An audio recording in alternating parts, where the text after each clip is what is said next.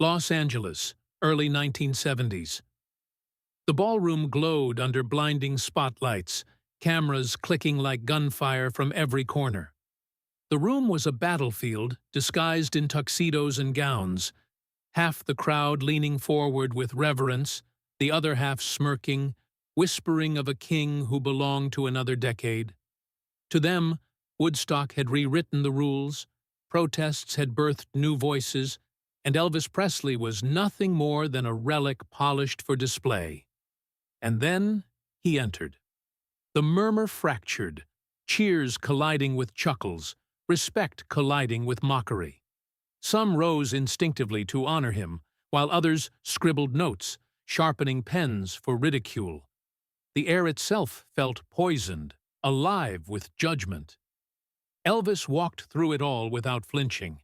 His shoulders squared, eyes hard with fire. He wasn't stepping into a celebration. He was stepping into combat. Every glance, every sneer, every flashbulb dared him to falter. But tonight, he was no ghost of the 50s.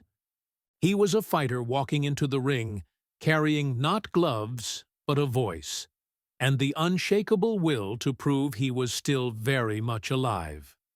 Let us know where you're watching from, and we hope you enjoy the story. The ballroom shimmered with the polished excess of Hollywood's award season. Chandeliers poured down golden light that caught every sequin, every polished shoe, every glass of champagne lifted in restless hands. A band in the corner tried to soften the noise with polite music, but the undercurrent of chatter was sharper than the notes, hungry, buzzing, the way only an audience full of stars, critics, and journalists could be. It was 1971, the night of the Golden Globe Awards. The film, Elvis. That's the Way It Is, had earned its nomination, and though the category wasn't among the evening's grandest, the man sitting quietly halfway down the hall eclipsed the ceremony itself. Elvis Presley. His name alone made the photographers twitch, craning for angles that would sell papers by morning. Yet within that same room, younger voices, fueled by rock's new rebellion, had begun to treat him not as the reigning figure of American music, but as a relic of a fading era. Somewhere behind him, a laugh cut through the ceremony. A young singer, brash and half-drunk with sudden success, muttered loud enough for the surrounding tables. "Elvis still alive?" The words slithered into the air, quickly followed by stifled giggles from his entourage. The phrase was cruel in its simplicity, mocking not only the man but the idea of his relevance. The jab was picked up instantly by a couple of journalists, who scribbled into their notepads with visible satisfaction. Their headlines had already taken shape. The King, out of time. Elvis sat motionless. His profile, half lit by the stage lights, revealed nothing but calm. But his eyes, those blue, searching eyes that had once melted crowds, burned with a quiet flame. He heard everything. He always did. Over years of fame, he had grown accustomed to whispers, the way admiration could twist into ridicule once youth began to slip.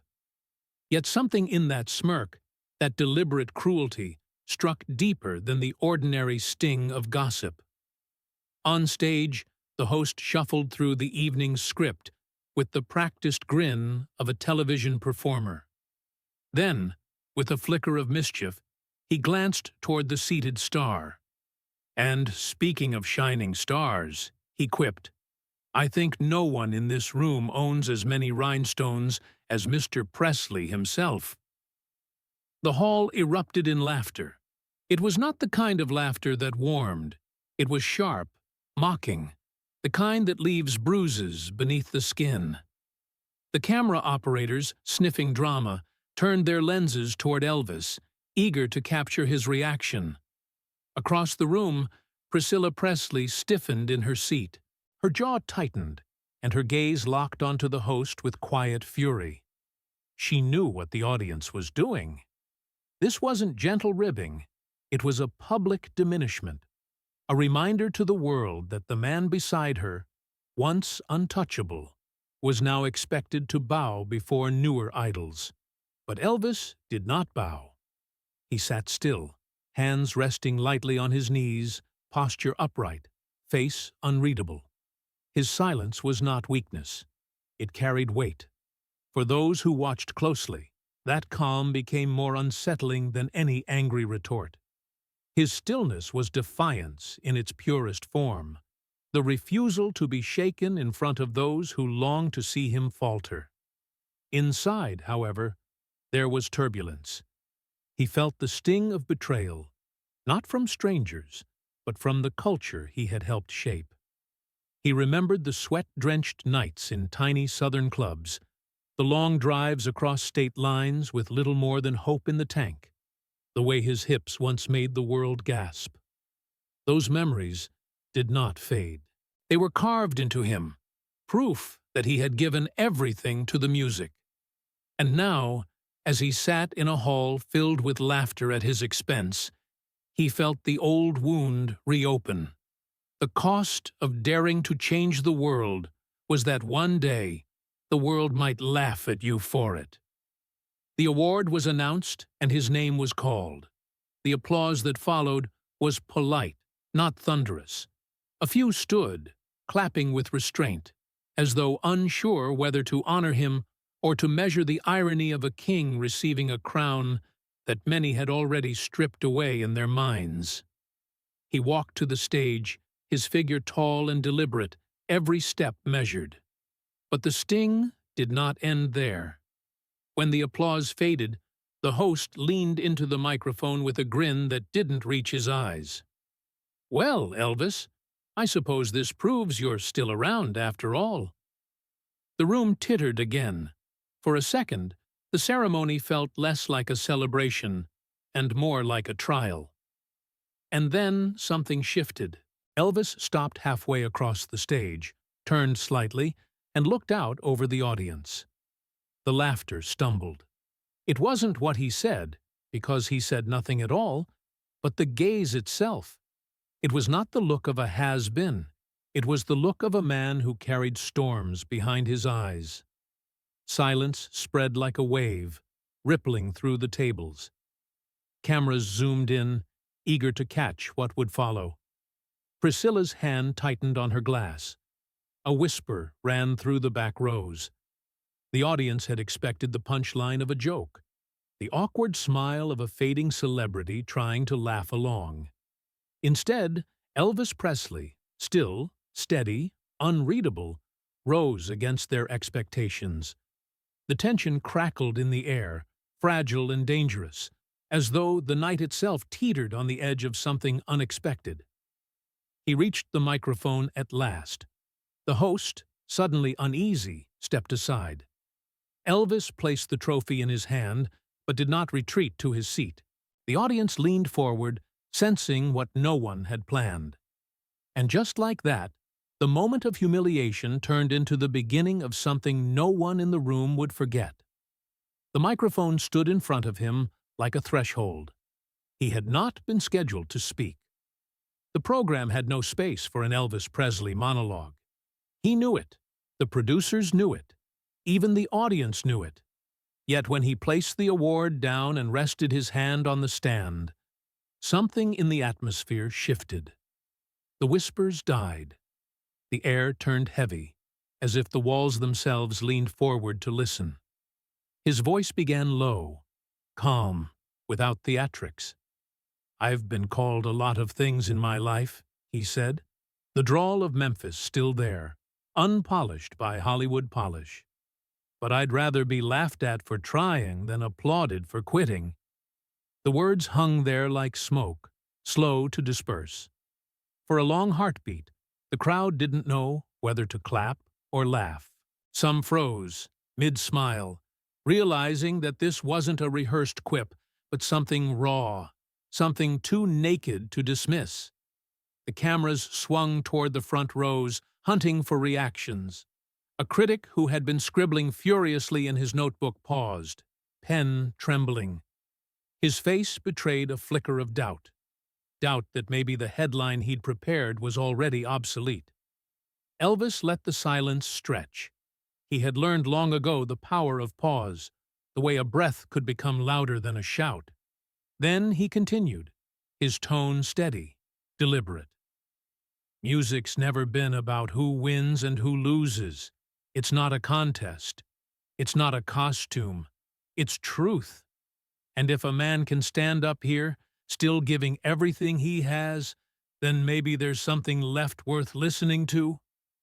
From the side, Priscilla leaned forward in her seat, her eyes locked on him. She knew this wasn't a performance. He wasn't reading from notes or leaning on charm. He was speaking from a place so vulnerable it made the room tremble. The laughter that had filled the ballroom moments earlier now felt distant, almost shameful, like children caught mocking something sacred. And then, unexpectedly, the first sound of hands meeting broke the silence. A single person rose from their chair near the middle rows, a young singer, one of the very voices who had mocked him in interviews only months before. He clapped, slowly at first, but with conviction. Heads turned, startled, as if this breach of cynicism were dangerous. Then another young performer followed, then another, until a small pocket of the room stood tall, applauding without hesitation. The host shifted uncomfortably, his scripted smile faltering. He attempted to slide forward, microphone in hand, ready to steer the evening back on track. But the tide was no longer his to control. The sound of applause spread like fire along dry grass. The hesitant claps became thunder, and the hall swelled with a force that belonged entirely to Elvis. He did not raise his hand to command it. He let it wash over him, his eyes scanning the room not with arrogance, but with a kind of solemn acceptance. And when the applause softened enough to allow words again, he spoke the line that would etch the night into memory. I don't stand here for trophies. I stand here for the music and for the people who feel it. That's the only stage I've ever needed. The words were not poetry, but they did not need to be. They were honest. They carried the cadence of a man who had lived inside the roar of crowds and the silence of hotel rooms, who had tasted adoration and mockery in equal measure. Across the press section, several reporters lowered their typewriters and tape recorders. Some frowned, recalculating the angle of their stories. The planned jabs about sequins and nostalgia now felt cheap, unworthy of the weight that hung in the room. One journalist, who had once declared that Elvis should retire gracefully, caught himself standing, clapping against his own skepticism, unable to resist the gravity of the moment. And yet, not everyone surrendered. A pair of critics in the back exchanged glances of irritation. They had no intention of revising their narrative. To them, sincerity was weakness, a desperate bid for relevance. They whispered to one another, plotting the cynicism they would print in the morning. But their defiance was swallowed by the roar of the crowd, their pens tiny against the surge of belief that filled the hall. Elvis stepped back slightly from the microphone, his chest rising and falling with controlled breaths. For a moment, he looked almost relieved, as if releasing a burden he had carried too long. His gaze found Priscilla's, and she gave the faintest nod, a silent acknowledgement that the line between survival and surrender had been crossed, and he had chosen survival. The host, still awkwardly clutching his cue cards, attempted one last time to reclaim the ceremony. "Thank you, Mr. Presley. That was heartfelt," he stammered, forcing a chuckle that fell flat. No one laughed with him. The crowd remained transfixed, their eyes fixed on the man who had just reminded them that behind the glitter and the gossip, music was still sacred. And in that instant, the hall understood that the evening had ceased to belong to the awards. It belonged to Elvis. He placed a hand gently on the microphone, as though closing a chapter. But instead of stepping down, his stance remained firm. There was more yet to come, and the audience could sense it. The humiliation that had opened the night had dissolved into anticipation, charged with the promise of something greater. The silence was his again. The question now was what he would do with it. The applause that had swelled after his words showed no signs of fading. It rolled through the hall in waves, hesitant at first, then relentless, until the very air vibrated with it. Elvis remained by the microphone, unmoving, his eyes lowered slightly as though he were gathering strength from somewhere deep inside. When at last the clapping softened into expectant silence, he did not retreat. Instead, he turned his head toward the orchestra pit. "Let's play something," he said, his voice low but carrying, unshaken. The musicians froze. It was not part of the evening's script. No charts had been prepared, no cues arranged. The conductor looked startled, glancing toward the producers at the edge of the stage. A couple of men in suits gestured frantically, cutting motions across their throats, mouthing, "No, no, stick to the program." But the audience, sensing the electricity of the moment, leaned forward in their chairs, unwilling to let anyone spoil it. The conductor hesitated for only a breath before nodding. He understood instinctively. This was history unfolding, and his task was not to stop it, but to serve it. He raised his baton slowly, signaling the orchestra into readiness. Elvis stepped back, removed the microphone from its stand, and held it in his hand with a quiet assurance. Then, without flourish, he began to sing. The opening line of "Bridge Over Troubled Water" emerged not with force, but with tenderness, almost fragile, as though he were confiding rather than performing. His voice carried a raw timbre, slightly rough from strain, yet unmistakably powerful. Each word landed heavy, full of memory and ache, drawing the room into stillness. The orchestra scrambled at first, violins entering a beat late, brass searching for the key. But slowly they found their place, weaving a trembling harmony around his voice. The roughness only amplified the truth of the moment. This was no polished routine, no Vegas spectacle. It was a man, vulnerable yet unbroken, offering himself without armor. Faces in the audience changed. Men who had laughed minutes earlier sat rigid, eyes fixed on the stage. Women leaned forward, their expressions softening. One journalist lowered his camera mid-shot, forgetting his assignment, caught in the gravity of the sound. And in the front row, Priscilla's eyes glistened, not from pity, but from recognition. She knew this Elvis, the one who poured himself into gospel hymns at home late at night, far from the flashbulbs. He had brought that private truth onto the grandest of stages. Halfway through the song, a pair of critics rose abruptly from their chairs and stalked out, notebooks clutched tight. Their departure did not matter. If anything, it underscored the divide. Those unwilling to feel would remove themselves, while those who stayed surrendered. Elvis reached the chorus, his voice swelling, filling the chamber with a resonance that shook glassware on tables. The strings swelled behind him, horns rising like a tide. The lyrics, simple yet timeless, cut through the cynicism that had filled the room at the start of the evening. By the second chorus, people were no longer simply watching. They were living inside the sound. And then came the bridge, where he lifted his head and pushed his voice higher, straining yet unyielding.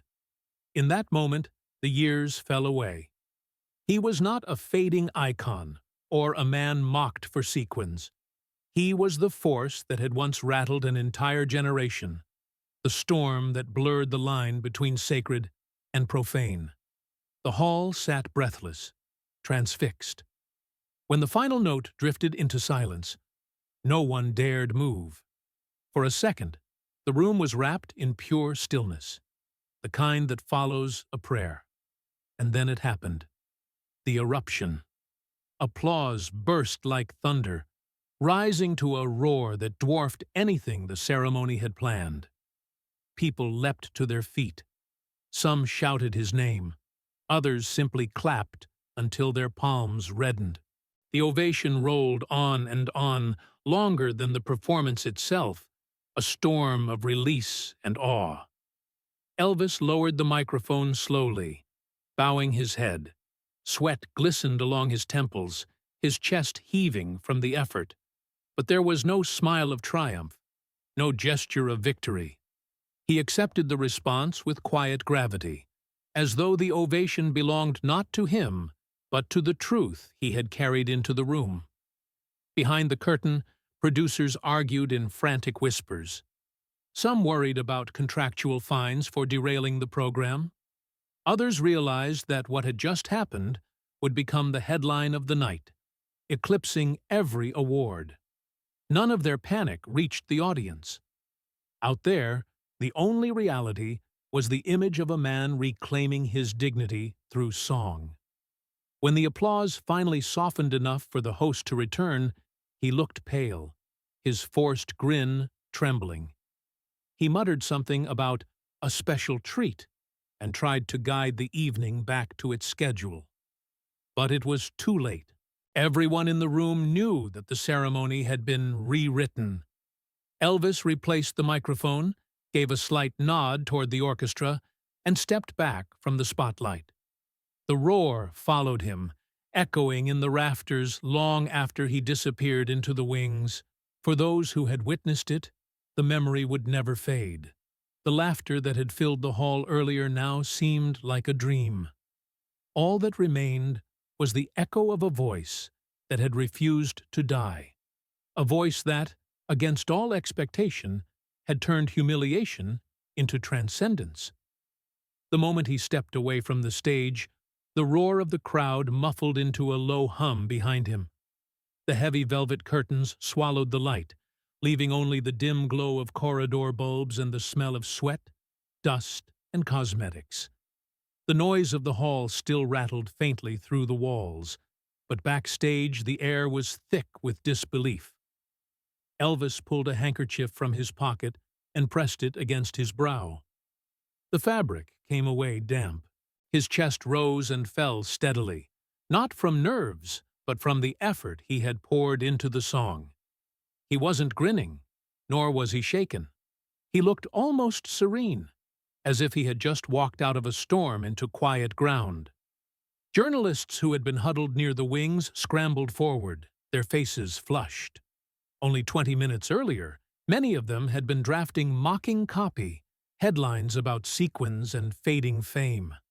Now their fingers twitched, tearing pages from notebooks, rewriting frantically before the ink even dried. One whispered to another, "We'll need a whole new angle. He stole the show." Another muttered, "Forget the winners. This is tomorrow's front page." The air bristled with their urgency, yet Elvis hardly seemed to notice. He set the award on a small table near the wall and leaned against the frame of a dressing-room door, wiping the last sheen of sweat from his temples. His breathing calmed. His gaze remained fixed on nothing in particular, as though he were still hearing the final echo of his own voice hanging in the hall. Then a figure broke through the crowd. A young performer, barely 30, wide-eyed, his tie hanging loose from his neck. It was Chris Christopherson, who had been watching from the audience. He reached out, almost hesitant, and clasped Elvis by the arm. "Tonight," he said, voice rough with emotion, "you reminded us what it means to be real." The words were not rehearsed. They came from a place of awe, and Elvis, who had weathered decades of both adoration and cruelty, recognized the difference. He gave a small nod, almost shy, as if to accept without ceremony. Not everyone approached with reverence.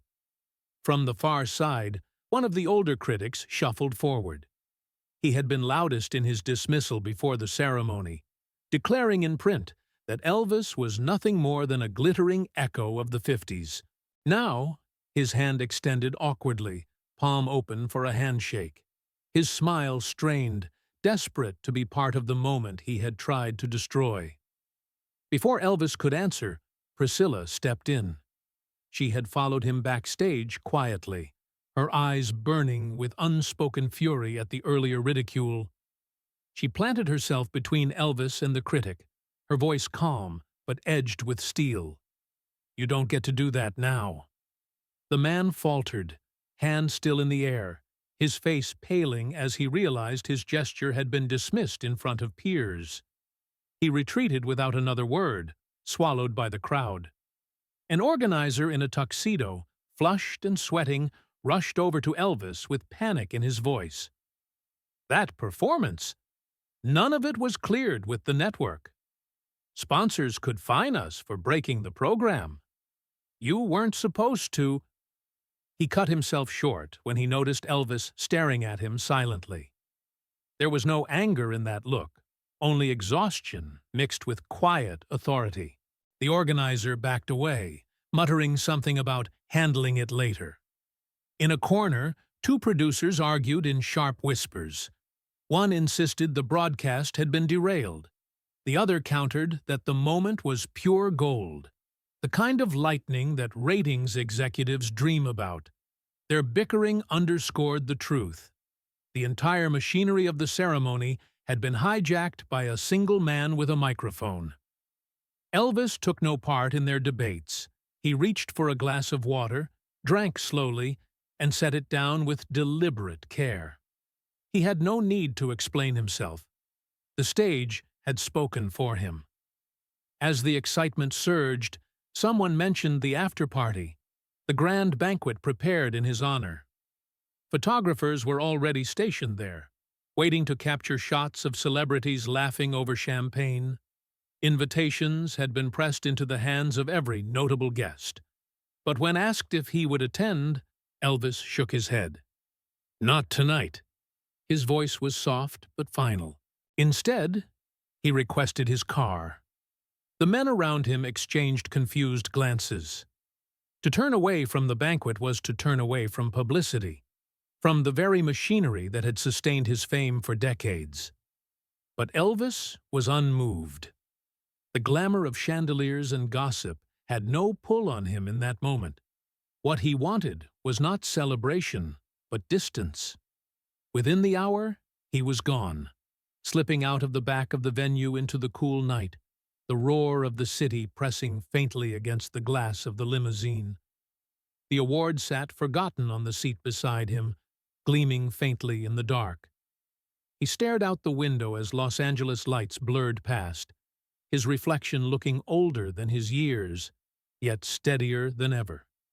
The night had given him triumph, yes, but not relief. Even in victory, he felt the weight of solitude, the ache that no ovation could erase. The world had witnessed him reclaim his voice, yet inside he carried a silence that only music itself could touch. The next morning, Los Angeles awoke to headlines torn in two directions. On the front page of one paper, bold letters declared, "Elvis Presley steals the night, a voice reborn." Another, more cynical outlet sneered, "Desperate gamble, Presley breaks script for attention." The contrast was stark. Some journalists confessed that they had witnessed greatness, while others clung to the easier narrative of decline. At Graceland, the newspaper clippings arrived in a bundle, tossed onto a polished wooden table. Elvis sat with a cup of coffee in his hand. His friend Jerry Schilling slouched across from him. The house was quiet, save for the distant ticking of a grandfather clock. Elvis picked up the first paper, scanning it without much expression. Then another. Then another. His lips curved slightly at the more poisonous lines, almost amused. "Let them write," he murmured, setting the paper down. "I didn't sing for them." Jerry studied him. He could tell that beneath the composure there was hurt, but also something harder: resolve. Elvis had always lived in the pull between love and ridicule, but what mattered to him now was no longer approval. It was freedom. That freedom, however, was not shared by his manager. Colonel Tom Parker stormed into the room that afternoon like a man ready for battle. His cigar burned low, leaving a trail of smoke behind him as he slammed a copy of the Los Angeles Times on the table. The headline accused Elvis of sabotaging the program. "What in the hell was that stunt?" Parker barked, his voice rattling the room. "You embarrassed the sponsors, broke the contract, and you think they'll keep booking you after a circus like that? Do you know how close we came to losing everything?" Elvis didn't flinch. He set his coffee cup down with slow precision, his eyes meeting the Colonel's without fear. "I wasn't anyone's puppet up there. I did what I was born to do." Parker's face flushed crimson. "Born to do? You were born to follow direction. Without me, you wouldn't have Vegas. You wouldn't have these awards. You wouldn't have a career. You go off script again. You'll be finished." Finished? The words cracked like a whip, but Elvis did not break. For the first time in years, his reply came sharp, steady, unyielding. "Then let it finish. I'd rather die singing my truth than live dancing to your tune." The room fell silent. Jerry's breath caught, watching what felt like a revolution unfolding. For nearly 2 decades, Parker had ruled Elvis's career with an iron hand, shaping every move, every contract, every stage light. No one had dared to push back. But tonight, the invisible leash had snapped. Priscilla, who had been standing quietly by the window, turned her head at the exchange. Though their marriage had already begun to strain, in this moment she sided firmly with him. "He's right," she said, her voice calm but resolute. "What happened last night was real, and the people felt it. Isn't that what matters?" The Colonel's gaze flicked to her, icy and dismissive. "Real doesn't pay the bills. Real doesn't keep the machine running. Vegas shows keep the lights on.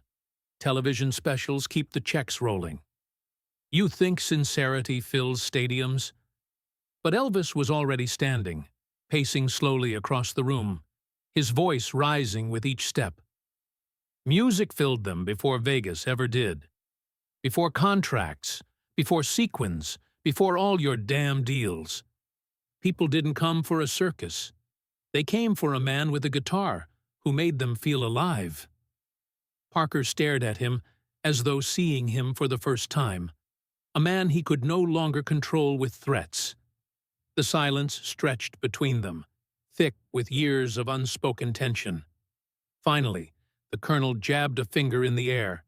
"You step out of line again, and you'll find out what happens when I'm not there to clean up your mess." He turned on his heel and stormed out, the door slamming so hard the chandeliers rattled. The echo of his departure left the room strangely hollow. For a long while, no one spoke. Elvis lowered himself into a chair, elbows on his knees, staring at the floor. His chest rose and fell with slow, deliberate breaths. Priscilla approached, laying a hand lightly on his shoulder. For a moment he closed his eyes, letting the quiet warmth of the gesture sink in. But when he opened them, Jerry caught something new in his friend's gaze. It was not despair, nor even anger. It was defiance. Fierce, steady, unshakable. "I've let business run me long enough," Elvis said softly, almost to himself. "It's time I start running the music." The statement was simple, but it carried the weight of revolution. For years, his career had been a carefully constructed spectacle, designed to profit more than to inspire. Last night's performance had lit a fuse. The explosion would not be measured in ticket sales or television ratings. It would be measured in freedom. Outside the mansion, the evening light began to fade, throwing long shadows across the lawns of Graceland. The world outside buzzed with headlines, praise, and ridicule locked in battle. But inside, Elvis had crossed a threshold. He no longer sought permission. He no longer feared the hand that fed him. The stage, the music, the truth, those were his alone. The battle with the Colonel was far from over. But something fundamental had changed. Elvis Presley, the boy from Tupelo who had once shaken the world with nothing but a voice and a rhythm, had reclaimed his fire. And for the first time in years, he felt ready to use it, no matter the cost. Night in Memphis had its own rhythm: quiet streets, cicadas humming in the distance, the occasional rumble of a car fading into darkness. At Graceland, the house seemed to glow faintly against the shadow of the trees. It was well past midnight, yet lights burned in the music room. Elvis sat at the grand piano, shoulders slightly hunched, fingers moving gently across the keys. He wasn't playing for an audience. The notes drifted into the air like whispered prayers, tentative and unpolished. Around him, a few of his closest friends, Jerry Schilling, Charlie Hodge, and a couple of the old Memphis Mafia, lounged in armchairs, sipping coffee or whiskey. Their laughter had quieted hours ago, replaced by the hush that always came when Elvis began to lose himself in music. He played fragments at first, bits of old gospel hymns his mother had loved, a snatch of blues he'd heard in Beale Street clubs as a teenager. His voice followed, low and raw, unguarded in a way that few ever heard. There were no jumpsuits, no spotlights, no choreography. Only a man, and the sound that had carried him through every storm of his life. "Music saved me once," he murmured between verses, not looking up from the keys. "Maybe it can save me again." The room fell into silence. His friends knew better than to interrupt when he spoke like that. The vulnerability in his tone was rare, and it lingered even after he went back to singing. The songs he chose weren't the Vegas staples that filled arenas. They were simple. Peace in the Valley, Amazing Grace, Crying in the Chapel. Each word carried the weight of memory, of a boy raised in church pews, dreaming of a life beyond Tupelo dirt. Jerry, sitting closest, pulled a small cassette recorder from his pocket. Without a word, he pressed the button, capturing the sound as it was. Rough, unpolished, but achingly real. He knew these late-night sessions would never be released officially. Still, he wanted proof that beneath the glitter of Las Vegas, this side of Elvis lived and breathed. At one point, Elvis stopped playing and leaned back, staring up at the ceiling. The candlelight flickered against his face, casting long shadows beneath his eyes. "Funny thing," he said softly. "The world thinks they know me, but the only time I ever really feel like myself is here, at this piano. No cameras, no crowd, just the music." His words struck the group with quiet force. Charlie cleared his throat, then dared to suggest, "Why don't you take this sound to the stage? Strip it all down. No orchestra, no circus. Just you. People need to hear this Elvis, not the one in rhinestones." Elvis turned his head, studying him. For a moment, the idea seemed to hang in the air like a fragile spark. The thought of defying the Colonel's blueprint, turning away from spectacle and toward simplicity, was dangerous, almost unthinkable. Yet the challenge stirred something in him. "You think they'd listen?" he asked, almost skeptical, but his lips curved in the faintest smile. "They wouldn't just listen," Jerry said firmly. "They'd believe again." Elvis tapped a single note on the piano, letting it linger. He didn't answer immediately. Instead, he returned to playing, this time with more force, as if testing the weight of the idea in each chord.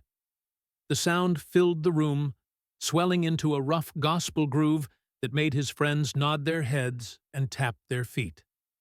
The spark was no longer fragile. It was catching fire. The session stretched until dawn. By the time the first light filtered through the windows, Elvis's voice was hoarse, his fingers sore. But he looked more alive than he had in months. There was a gleam in his eyes that hadn't been there during the banquets and photo calls. Something had shifted. Before everyone drifted off to bed, Jerry stopped him. "If you're serious about this," he said carefully, "you'll have to stand against Parker." Against the whole machine, Elvis paused at the doorway, sweat darkening his shirt, hair damp and disheveled. He gave a half smile, tired but resolute. "Then maybe it's time somebody did." The words were quiet, but in them lay the seeds of a new rebellion. The stage that had once humiliated him was now calling him back. Not for a show, but for a revelation. By early 1972, Los Angeles was buzzing with anticipation for Elvis Presley's new tour. Posters promised a dazzling spectacle, another parade of sequined jumpsuits, orchestras, and choreographed energy that had become the Vegas signature. But behind closed doors, in a rehearsal hall thick with cigarette smoke and tension, Elvis was rewriting the script. He stood before the microphone in a simple black shirt, sleeves rolled up, hair damp from sweat. The band waited for instructions. Instead of launching into a polished Vegas number, he motioned for them to hold. "Not tonight," he said. "We're going to start with something different." He strummed a few chords on an acoustic guitar, his voice breaking the silence with the first lines of a gospel tune. The sound was bare, vulnerable, stripped of glamour.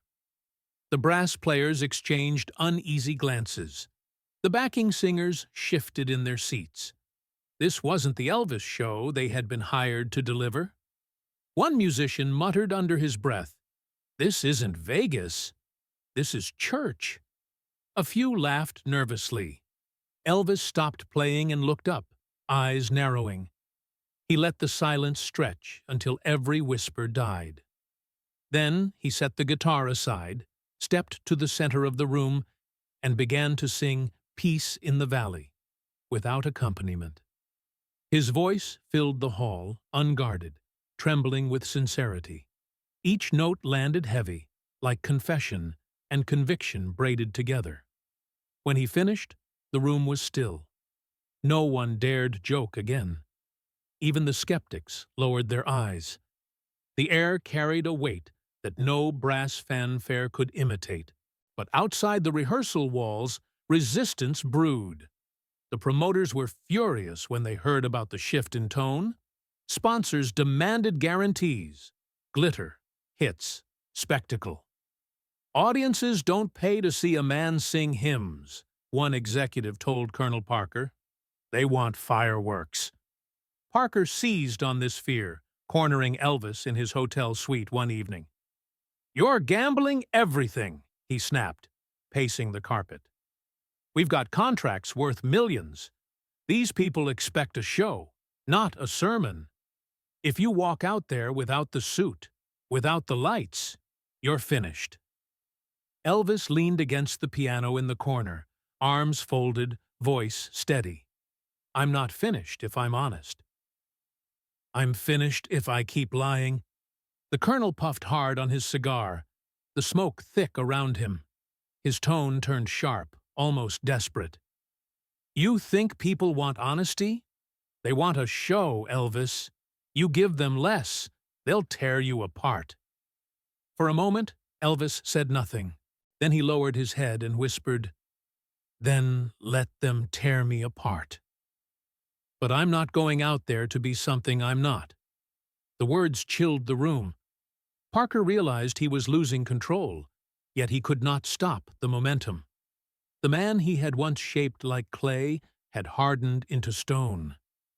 On the night before the first concert, a letter slid under Elvis's door at the Beverly Hills Hotel.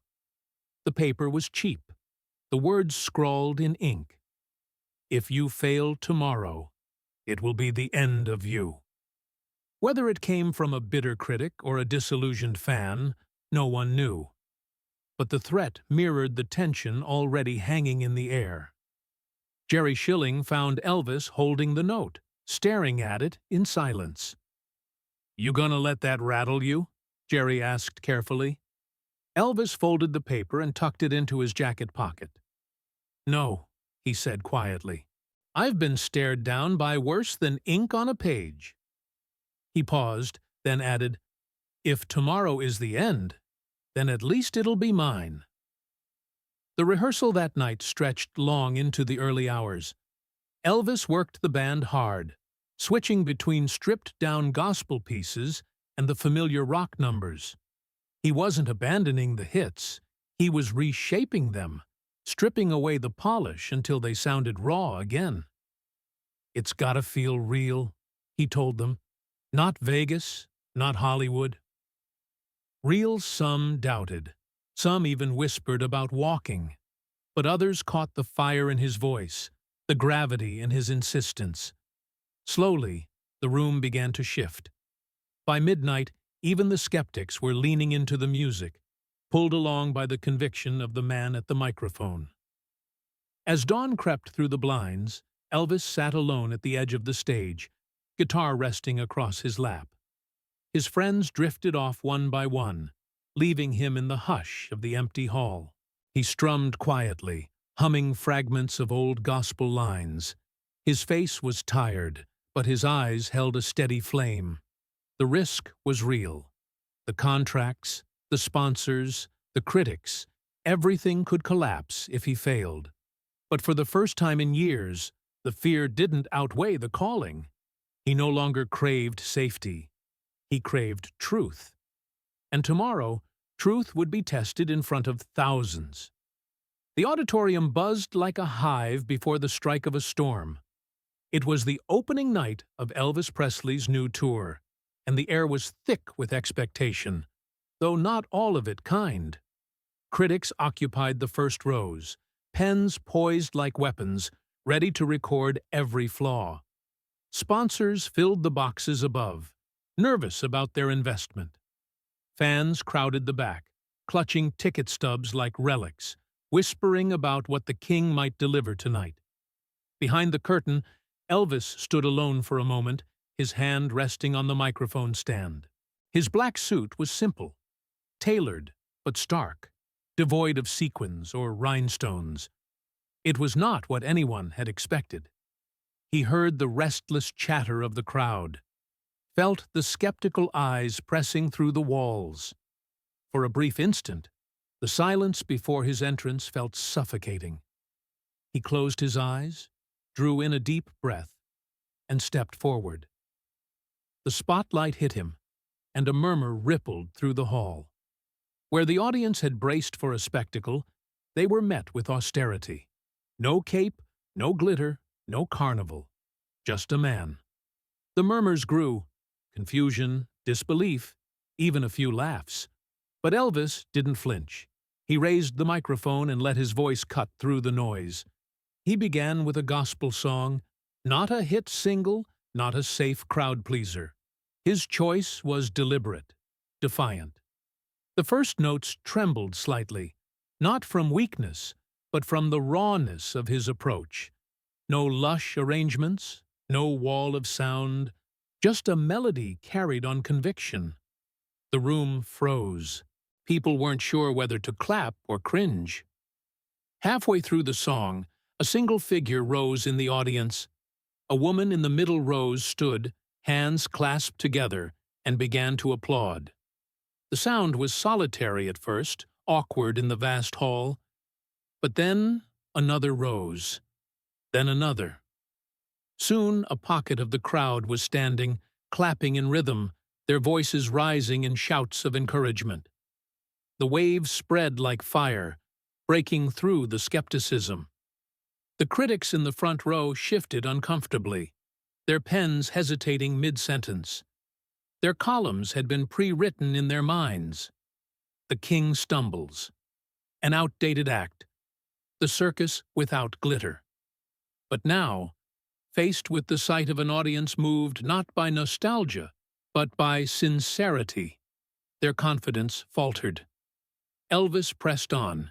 He moved from gospel into a stripped-down version of one of his early rock songs, reinventing it in front of their eyes. The band followed his lead, adjusting on the fly. What was meant to be a rigid set list became something fluid, alive. The music no longer resembled Vegas, polished, predictable, safe. It was raw, imperfect, and dangerously human. Camera crews who had been hired to document the night leaned in closer, sensing that history was being captured. They had been prepared to record a downfall. Instead, they filmed a resurrection. The lens caught the sweat dripping from his brow, the veins in his neck straining as he poured everything into each note. As the concert unfolded, the atmosphere shifted completely. Where there had been hesitation, now there was awe. The energy of the hall swelled until it became undeniable. Elvis fed on it, each song stronger than the last. He was no longer fighting for approval. He was declaring who he was, unapologetically. At one point, during a ballad, the room fell so silent that even the hum of the lights above could be heard. He held a long note, trembling with emotion, and the silence afterward was thick, almost sacred. No one dared move. Then came the eruption. Cheers, whistles, applause that felt like it might bring the ceiling down. Backstage, Parker sat stone-faced, arms crossed tightly. This was not his design. The Colonel had built Elvis as a spectacle, a commodity, and now that creation was unraveling in front of him. Yet the very thing he feared, Elvis, acting on instinct rather than orders, was igniting the audience beyond anything a scripted show could have achieved. By the final act, the entire hall was on its feet. The critics who had planned to slip out early remained seated, pens forgotten, their expressions caught between disbelief and admiration.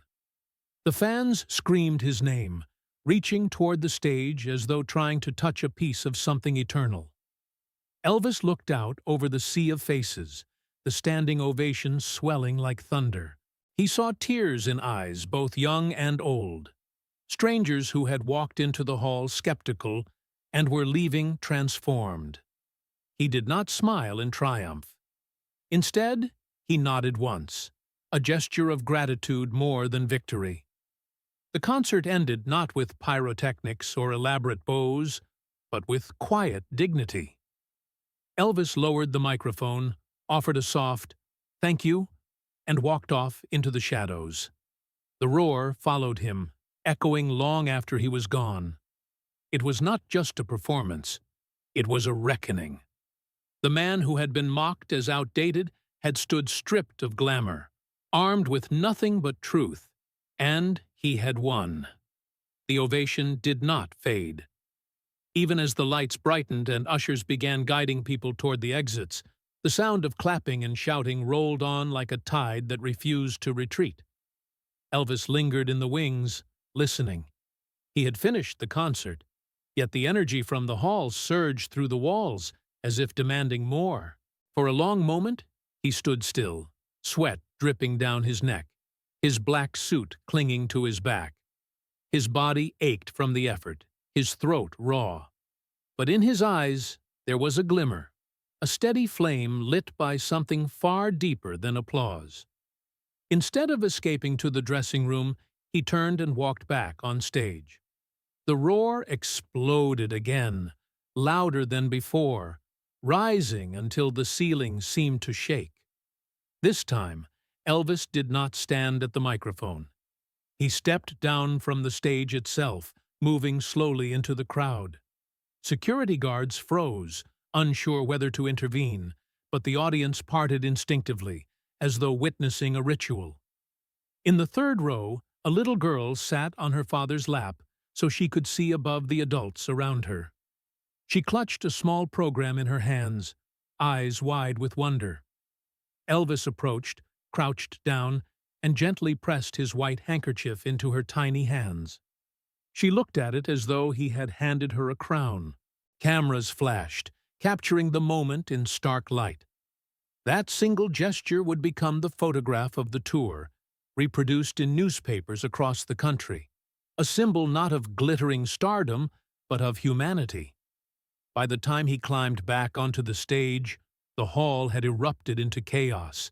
People were shouting his name, standing on chairs, clapping until their palms stung. Critics who had come to record his downfall were now scribbling furiously, their columns rewritten in real time.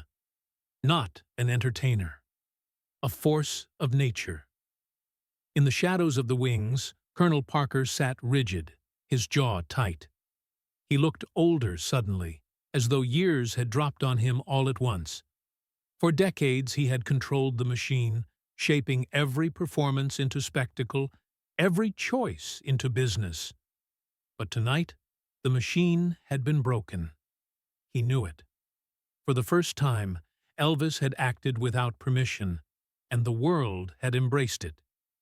The grip Parker had held for so long was slipping, and he could not stop it. The concert ended with no encore, no staged finale.